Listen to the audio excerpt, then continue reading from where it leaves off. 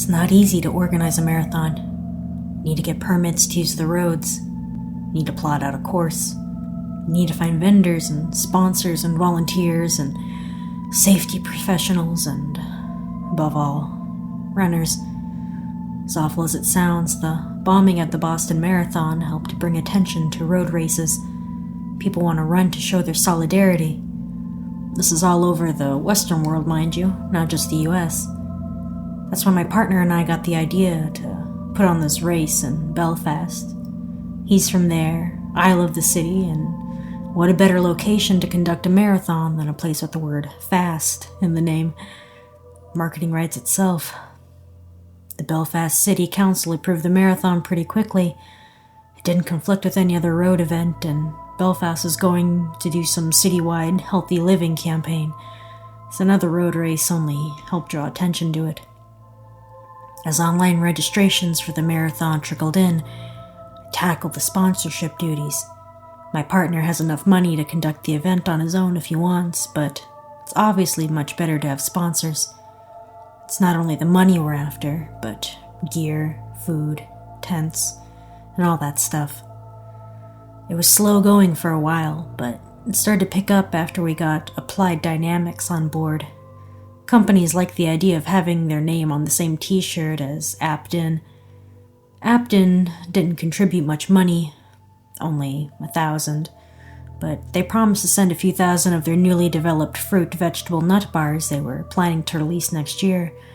Apparently they're great for runners. They gave me a sample when we met. It was pretty good. I had great energy afterwards. My partner ate one too, but he had an awful allergic reaction. He blamed himself for not reading the ingredient list. It was there in plain English. Peanuts. Still, he was stuck at home recuperating, which meant I had to do the bulk of the pre-marathon preparation. I felt bad for the guy. The reaction was way worse than the ones he's had in the past. The skin blisters were just... ugh. 2 days before the race, a few friends and I decided to run the course. The official goal was to make sure everything was just how we'd planned and that the course markers were set up properly, but I just really wanted to run. I'd been eating the Aptin bars for breakfast, lunch, and dinner ever since the rep gave me a case of them. I felt amazing. We ran the course and it seemed to be set up perfectly. About halfway through, I broke free from the group and just ran on my own. I was alone in my thoughts.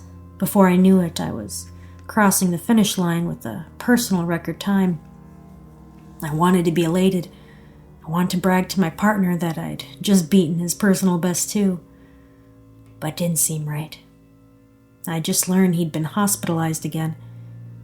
The initial allergic reaction to the peanuts had passed.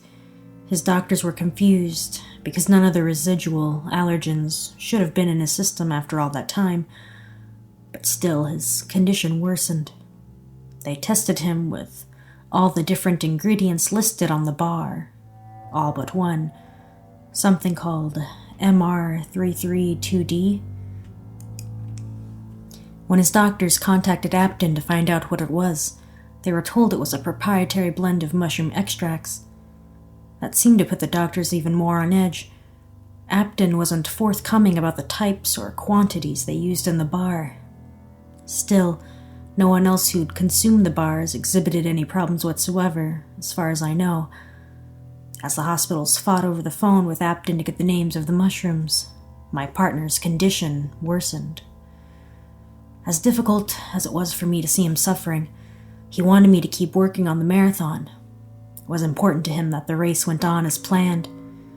We'd put too much time and energy into the event to let one of us getting sick derail the whole thing. The morning of the marathon, everything was going well.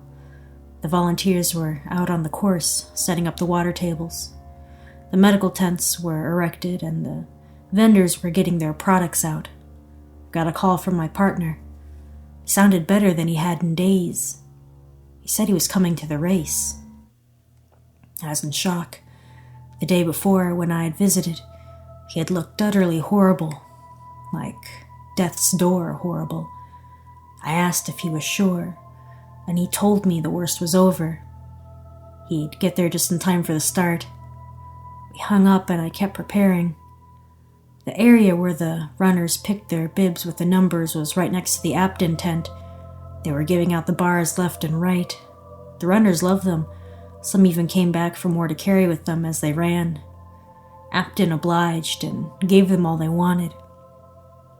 My partner arrived about 20 minutes before the start. I almost fell over. He looked much better, but I was confused because he'd shown up in his running gear. I asked why, assuming he couldn't possibly be planning to run after everything he'd been through. He just laughed and said he'd run here from the hospital and he felt great. I didn't try to hide my concern and strange feeling of dread, but there's nothing I could do to stop him. Seeing my discomfort, he laughed and told me not to worry. Then he gave me a hug.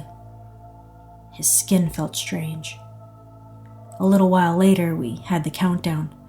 I fired the pistol when the clock hit 0, and over 1,000 runners took off. I went over to the control tent and monitored the radio chatter from the pace vehicles. While I listened, one of the volunteers nudged me and said, "Hey, I think you cut yourself," and pointed to my forearm. I looked down. I wasn't cut. Stuck to my forearm was a patch of skin that was not my own. It was bloody and ragged. I poked it. It was tacky, just like my partner's had been when he hugged me. With a sickening realization, I knew it had to be his. It had just come off. I excused myself and went to one of the portable toilets to clean up. I picked at the skin and gradually pieces came off. It was extremely sticky. But there's something else, too. I brought my forearm up and studied it. Attached to the underside of the tacky flesh were little nubs. They were moving. No. Growing.